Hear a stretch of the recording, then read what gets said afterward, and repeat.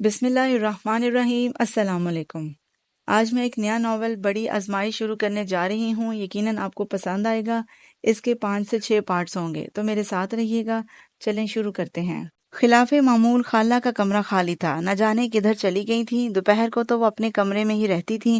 آرام کی دل دادا ان کے بیڈ کے ساتھ دوسرا بیڈ خالو کا ہوتا تھا، جو اب موجود نہ تھا۔ گھر کے دوسرے لوگ بھی نظر نہ آئے۔ کچھ دیر انتظار کے بعد وہ باہر نکل آیا۔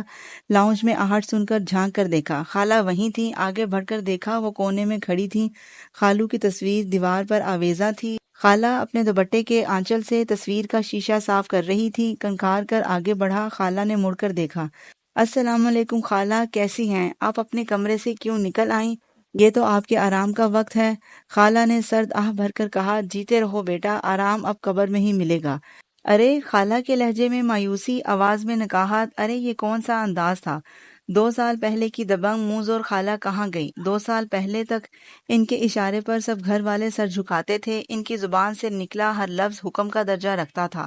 ان کی کڑکتی ہوئی گونجدار آواز، غسیلا لہجہ اتنا مرجھایا ہوا کیوں تھا؟ خالہ خیر ہے؟ آپ اتنی کمزور کیوں ہو رہی ہیں؟ چلیے کمرے میں۔ آگے بڑھ کر انہیں تھام لیا۔ نہ جانے اتنی جلد کیوں ہمت ہار گئیں۔ افسوس ہوا۔ کمرے میں لا کر بٹھایا۔ بس بیٹا، اب عقل آئی ہے۔ اندازہ ہی نہ تھا کہ ریاست کا سربراہ نہ رہے تو وزیروں کی حکومت بھی نہیں رہتی۔ سربراہ، وزیر، خالہ کو بھلا امور سلطنت سے کیا واسطہ؟ بہک گئی ہیں کیا؟ خالہ کیا بات ہے؟ کس سربراہ کا ذکر کر رہی ہیں آپ؟ کس کی حکومت ختم ہو گئی؟ ان کے شانے پر ہاتھ رکھ کر محبت بھرے انداز میں پوچھا۔ تمہارے خالو تھے سربراہ، حکومت میری تھی۔ میں سلطنت کی وزیر اعظم تھی، میرا سکہ چلتا تھا۔ سب عارضی تھا، میں بھول گئی تھی۔ میں محض کارندہ ہوں، حکومت تو سربراہ کی ہوتی ہے۔ وہ مالک مختار تھے گھر کے تمام امور کے، میں اب نکارہ وجود ہوں جس کی کوئی حیثیت نہیں۔ خالہ ہاتھ جھٹکتی باتھ روم میں چلی گئیں۔ وہ حیران کھڑا رہ گیا، پھر کمرے سے باہر نکل آیا۔ کتنا اجنبی رویہ تھا خالہ کا، کھوئی کھوئی سی۔ کیا ہو گیا ہے خالہ کو؟ انور بھائی نے پکارا۔ آؤ آؤ، چائے بن رہی ہے اور سموسے بھی گرم ہیں۔ انہوں نے اسے گلے لگایا۔ کب آئے اور کب سے یہاں کھڑے ہو؟ کچھ دیر پہلے آیا تھا، خالہ سے ملا۔ انور بھائی، خالہ بہت سست اور کمزور لگیں، اداس سی۔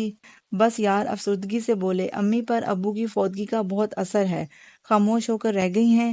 ہم تو بہت چاہتے ہیں کہ وہ پہلے کی طرح سب سے گھل مل کر رہیں، مگر وہ چپ سی ہو گئی ہیں۔ انور بھائی متفکر تھے۔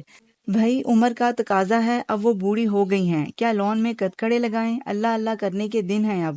مگر وہ ابو کی تصویر کے شیشے صاف کرتی رہتی ہیں، حالانکہ اس پر تو کوئی داغ بھی نہیں ہے، مگر وہ اپنی محبت کا اسی طرح اظہار کرتی ہیں، بڑھاپے کی محبت۔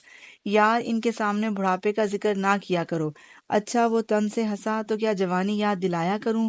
بھائی بزرگ ہیں، ان کا احترام کرو، عزت سے پیش آؤ، اسی طرح جیسے پہلے کرتے تھے، تاکہ انہیں اپنی اہمیت کا احساس ہو۔ انہیں خوش کرنے کی کوشش کرو۔ چھوڑو گزری ہوئی باتیں، جب تک ابا رہے وہ سب پر حکم چلاتی رہیں، ہم پر بھی، ابا پر بھی۔ اب ابا تو رہے نہیں، کون ان کا حکم مانے گا؟ انسان کو اپنی حیثیت کا خود احساس ہونا چاہیے، مگر وہ نہ جانے ہم سے کیا چاہتی ہیں، کہ ہم پہلے کی طرح ان کے غلام بنے رہیں۔ ابا پر بھی ہمیشہ حکم چلایا۔ عادل کو افسوس ہوا۔ نہیں، وہ تو صرف محبت چاہتی ہیں، اور یہ تو ہر ذی روح کی خواہش ہوتی ہے۔ بہرحال ان کا مقام بلند ہے، وہ جو چاہتی ہیں انہیں تم نہیں دو گے تو کون دے گا؟ اشر سموسہ کھاتا رہا، چائے پیتا رہا۔ انور بھائی بھی خاموشی سے بیٹھے رہے۔ عادل اٹھ کر خالہ کے پاس آ گیا، چپ چاپ چائے پی رہی تھیں۔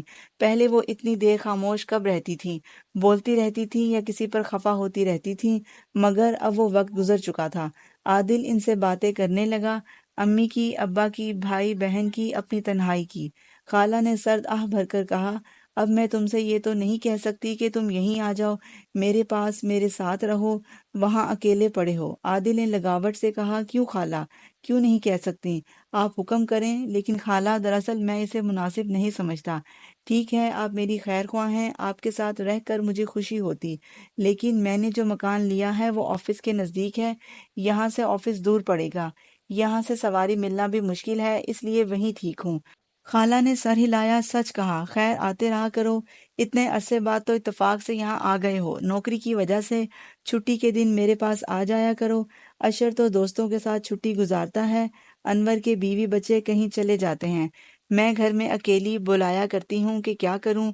تو خالہ نازلی کو بٹھایا کریں اپنے پاس، وہ ہے کہاں، نظر نہیں آئی؟ ہو گئی کمپیوٹر میں غرق۔ ان کے الگ نخرے ہیں، چھٹی کے دن کالج کا کام ہوتا ہے۔ خالہ آپ اسے اپنے پاس بلا لیا کریں، کمپیوٹر سمیت یہیں بیٹھ کر کام کر لے، جو بھی کام ہو۔ ارے بیٹا، وہ تو میرے کمرے میں جھانکتی تک نہیں کہ کہیں میں اسے کوئی کام نہ بتا دوں، پھر بھی اسے ساتھ بٹھایا کریں، ڈانٹ کر کچھ سیکھ لے گی آپ سے۔ دراصل ان لڑکیوں کو اہمیت جتانے کا شوق ہوتا ہے، آپ اسے اہمیت دیں گی تو وہ خوش ہوگی۔ بیٹا، ماں بیٹی کو اپنی اہمیت کا احساس دلائے، ایسا کہیں ہوتا ہے؟ اسے خود میری اہمیت کا احساس ہونا چاہیے۔ عادل حیران ہو گیا، واقعی پھر بھی اس نے نازلی کو سمجھایا۔ اشر کا لہجہ بھی کھٹک رہا تھا۔ خالو کے بعد اولاد کو ماں کی دل دہی کرنا چاہیے۔ دراصل زیادہ نقصان تو خالہ کا ہوا تھا، مگر کسی کو احساس ہی نہ تھا۔ ہر ماں کو اولاد سے توقعات ہوتی ہیں، یہ کیسی اولاد تھی، ماں کو تنہا چھوڑ دیا۔ کیا رعب اور کیا دبدبہ تھا، شوہر بیوی پر نثار، اولاد تابع فرمان۔ اب کلئی اتر گئی تھی، خالہ تنہا رہ گئی تھی۔ روز اس توقع کے ساتھ صبح کرتی ہوں گی کہ کوئی بیٹا بیٹی ان کی دل دہی کے لیے پاس آ کر بیٹھے گا، ان کی تنہائی رفع کرنے کی کوشش کرے گا۔ مگر نہ بیٹی کو خیال تھا نہ اشر کو، بلکہ اشر تو مذاق اڑانے کی کوشش کر رہا تھا۔ انور بھائی حساس آدمی تھے، مگر ان کا زیادہ وقت آفس میں گزرتا، ان کی بیگم گھر میں مصروف، بچے دادی کے روب سے قریب نہ آتے۔ ان کو خبر نہ تھی کہ اب دادی سخت مزاج نہیں رہیں۔ سب کے ساتھ چائے پی کر وہ چلنے لگا تو خالہ نے دلگیر لہجے میں کہا، بیٹا چھٹی کے دن میرے پاس آ جایا کرو۔ وہ خاصی اداس تھیں۔ وہ باہر نکلا، بچے کھیل رہے تھے، ان سے چند پیار بھری باتیں کر کے انہیں دادی کے ساتھ کہانی سننے کی ترغیب دے کر بالنگ بیٹنگ میں کچھ دیر لگا کر گھر آ گیا۔ مگر رات تک خالہ کی تنہائی کھٹکتی رہی۔ وہ روز ان کے پاس نہیں جا سکتا تھا، آفس کے کام، گھر اور آفس سے خالہ کا گھر کافی فاصلے پر۔ گھر آنے کے بعد کہیں بھی جانے کی ہمت نہ ہوتی، فکر بہت تھی، کیا دبدبہ تھا ان کا۔ خالو بھی ان کے حکم کو سراہتے تھے اور خالو کی محبت کو وہ چاپلوسی کہہ کر مسکراتی۔ اولاد بھی تابع فرمان، مگر اب تو جیسے ان کا سایہ ہی باقی رہ گیا تھا۔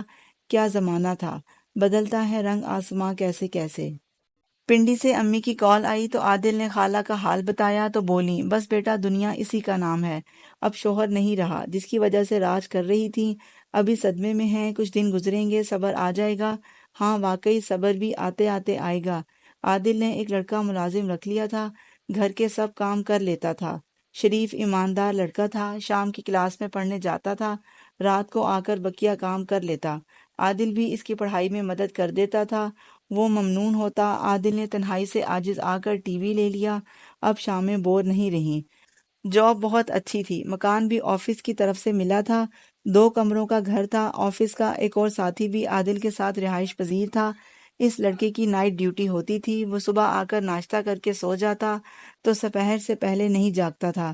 کبھی تو عادل آ کر اسے جگاتا، وہ بھی شام کو ٹی وی دیکھتا رہتا، پھر کام پر چلا جاتا۔ جمشید رحمان اس کا بچپن کا دوست تھا، چند سال پہلے وہ انگلینڈ چلا گیا تھا۔ پچھلے ہفتے اس کا فون آیا، وہ واپس آ گیا تھا۔ اس نے فون کیا، ملنے ملانے سے فراغت ملی تو تم سے ملنے آؤں گا یا تم کو آنا پڑے گا۔ عادل کو اس کی واپسی کی خبر سے بہت خوشی ہوئی، بہت ہی اچھا، خیر خواہ، وفادار، غمگسار، جگری دوست۔ اسکول سے کالج تک دوستی رہی، پھر انگلینڈ سے بھی وہ برابر فون کر کے اپنے مشاغل و مصروفیات سے آگاہ کرتا رہتا۔ اس کی فیملی کی رہائش خانے وال میں تھی، مگر وہ خود اپنے بے اولاد چچا کے ساتھ لاہور میں رہتا تھا۔ اس کے انگلینڈ جانے کے بعد چچا بھی فوت ہو گئے، اس لیے جمشید اب خانے وال ہی چلا گیا۔ عادل کے والد کی جاب لاہور میں تھی، اس لیے سب یہیں رہے، لیکن تکلیف دہ واقعات کچھ ایسے ہو گئے کہ عادل کے والد واپس پنڈی اپنے آبائی گھر میں چلے گئے۔ عادل کی چھوٹی پھپھو صالحہ دوران تعلیم ایک نوجوان سے متعارف ہوئیں، وہ بھی انہیں پسند کرنے لگا۔ پھپھو کے کہنے پر لڑکا رشتہ لایا، ابا کے اصرار پر اپنے والدین کو بھی لے آیا۔ ابا کو یہ رشتہ پسند نہ تھا، لیکن صالحہ پھپھو، ان کی خواہش، وہ بہت سادگی بلکہ بددلی سے انہیں رخصت کرنے پر مجبور ہو گئے۔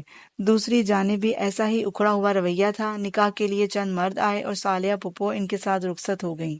شادی کے بعد دوبارہ وہ ملنے آئیں شوہر کے ساتھ، گھر والوں کی بے اعتنائی دیکھ کر دل برداشتہ ہو گئیں اور پھر ان کی کوئی خبر نہ رہی، نہ جانے وہ کہاں چلی گئیں۔ ابا اماں بھی پنڈی چلے گئے، لیکن ایک واقعہ اور بھی ان لوگوں کے جانے کا باعث بنا۔ وہ تھا بڑی آپا ارم، جو کالج کے زمانے میں ایک پیر کی مرید بن گئی۔ ہر وقت ان کے لبوں پر پیر صاحب کا ذکر ہوتا، عجیب سی باتیں کرنے لگی، سمجھانے کا بھی کوئی اثر نہ ہوا۔ ابا گھبرا گئے، غرض وہاں جا کر آپا کی بھی شادی کر دی، مگر مگر ایسا کیا ہوا کہ وہ شہر چھوڑنے پر مجبور ہو گئے۔ مزید سننے کے لیے میرے ساتھ رہیے، میرے چینل کو سبسکرائب کریں اور بیل آئیکن ضرور پریس کریں تاکہ آنے والی ہر ویڈیو کا نوٹیفیکیشن آپ کو مل سکے۔ میری دعا ہے کہ اللہ آپ کو آسانیاں عطا فرمائے اور آسانیاں تقسیم کرنے کا شرف عطا فرمائے۔ جزاک اللہ۔